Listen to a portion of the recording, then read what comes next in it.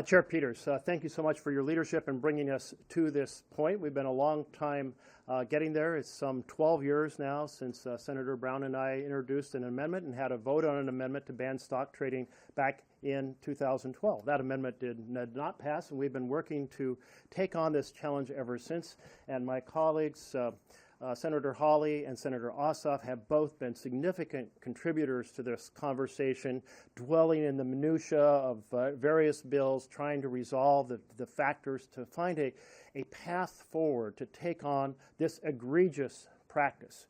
And when I say it's egregious, let me just say it's corrupt in two significant ways. The first is we must be here to serve the public, not our portfolios.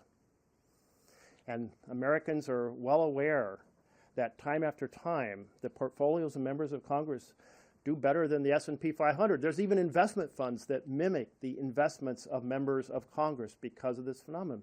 So people are aware that senators and House members are benefiting from privileged information they may get a little earlier than the rest of the world, and they do not like this. But even more importantly is the conflict of interest.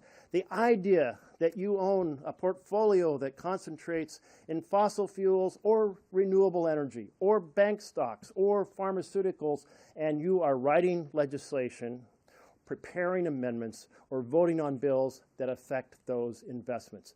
Again, we must be here to serve the public, not our portfolio. And the American people agree.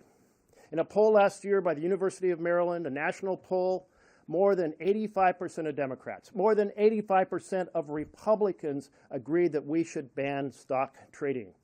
When do you get nearly 9 out of 10 members of both parties to agree that something should happen?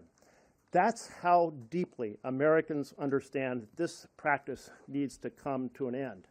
But the practice is still rampant.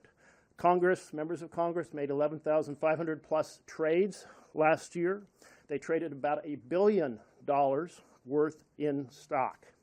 So it is very present, and we've had scandal over scandal during the 12 years that we've been working on this issue.